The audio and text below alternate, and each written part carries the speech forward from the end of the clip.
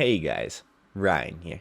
In today's video, we're going to be breaking down the assault rifle meta for Season 2 of Warzone. I'm going to be breaking down the top 5 assault rifles in my eyes, then I'm going to be giving you their attachments, and I'm going to give you a little breakdown and explanation on why you should be using that particular gun.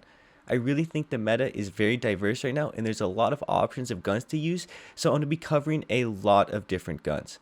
I hope you guys enjoy this video. If you do, you don't have to like, you don't have to subscribe, but it does really help out the channel if you do choose to. And I just want to say thank you for watching this video, and pretty much, let's get into it.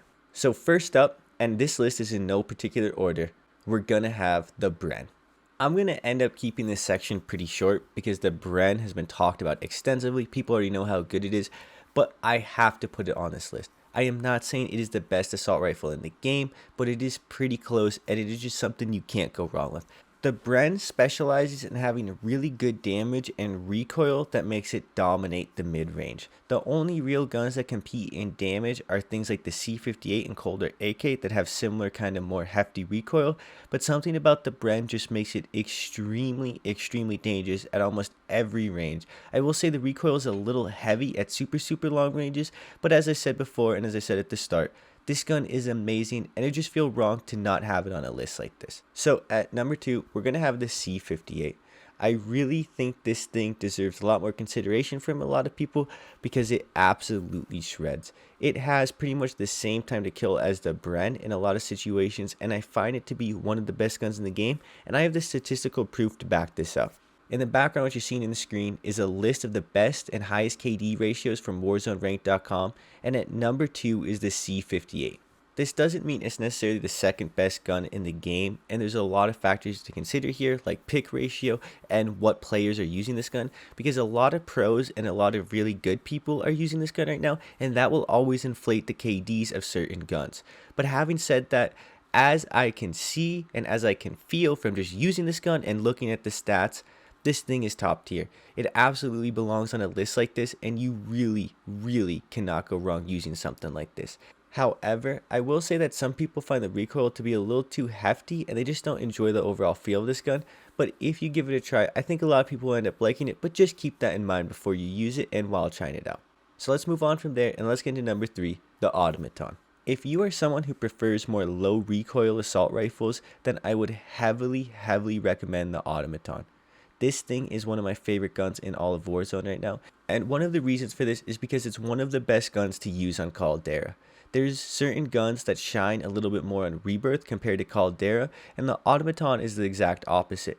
I'm going to talk about the DMR later in this video, and that gun is amazing on Rebirth because it's really good up close and in the mid-range, and that's kind of the opposite that happens here. This gun is really good beyond 30 meters, 40 meters and whatnot, and that's what makes it so good overall. When you're talking about guns that are competing with you between 30 and 70 meters, almost none of them are going to be as easy to control as the Automaton while packing the damage that this thing has. The only downside is if you face someone who is running something like the Coulter AK, the Bren, or the C58, and they have really good recoil control, you can find yourself getting outclassed by their sheer damage that they have compared to the Automaton.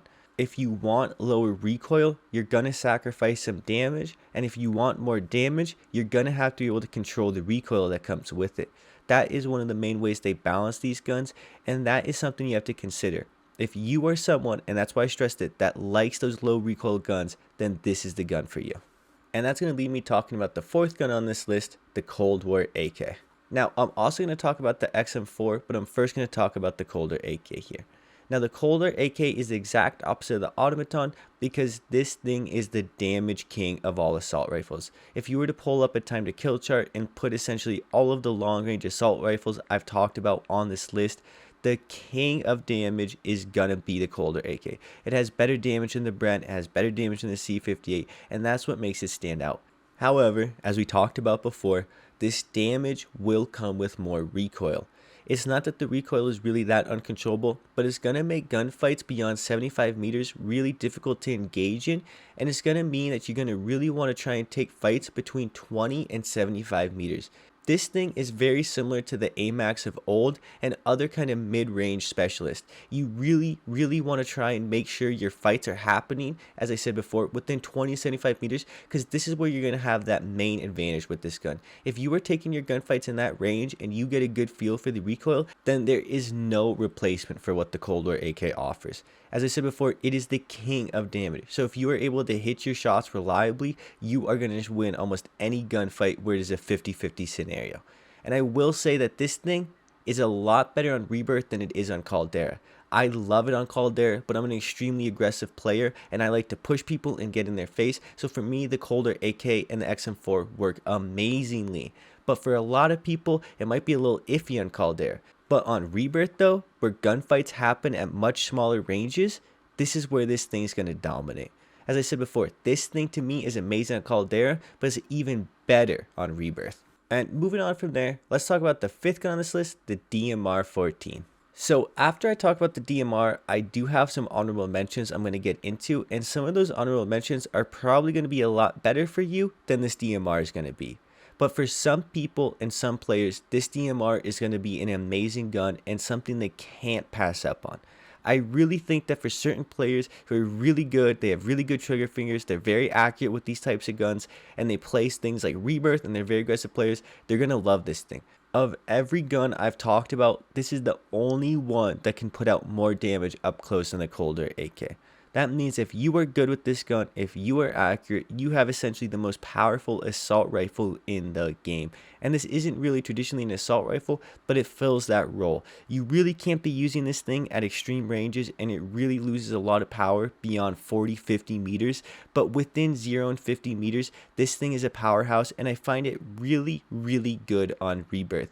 Because of its insane damage for an assault rifle type gun, this thing just dominates the mid-range, but it's super viable even up close when you're in a pinch. I would heavily recommend this for any aggressive players and anyone who kind of likes these single-fire tap shooting types guns. And let's now get into the honorable mentions. First, we're going to have the EM2 and Farah, number 2 the Cooper Carbine, then the DP27, 4th the PKM McGraw, and at last STG. I find every single gun on that list to be absolutely amazing right now and absolutely worth using. In fact, I think the DP27 might have a chance of usurping the Bren as the top AR/LMG in the next patch. Once the Bren catches a little nerf or it gets changed a little bit, the DP27 is lined up to kind of replace it as the go-to LMG in a lot of ways. If you're someone who kind of wants a similarly feeling low recoil type of gun, then the Cooper Carbine, the Farah, and the Growl are great replacements for the Automata if you just don't get down with it. On the flip side, if you're looking for something kind of powerful in the mid-range and you don't like the C58 or the Cold War AK or the XM4, I'd highly recommend the EM2. As for almost all of the other guns on this list, they all have their place, and even things like the Ram 7, the M4A1, and countless other guns honestly right now are all viable. There is honestly tons of options to use right now, and use whatever you prefer as an individual. Having said that, I'm going to start wrapping this video up. I just want to say thank you for watching this video. I hope you enjoyed it. Let me know if you want to see the builds for any of the honorable mentions, and I'll be sure to get a build to you. And I just want to say thank you for watching this video once more, and I hope you have a good day. It's been Ryan. Peace.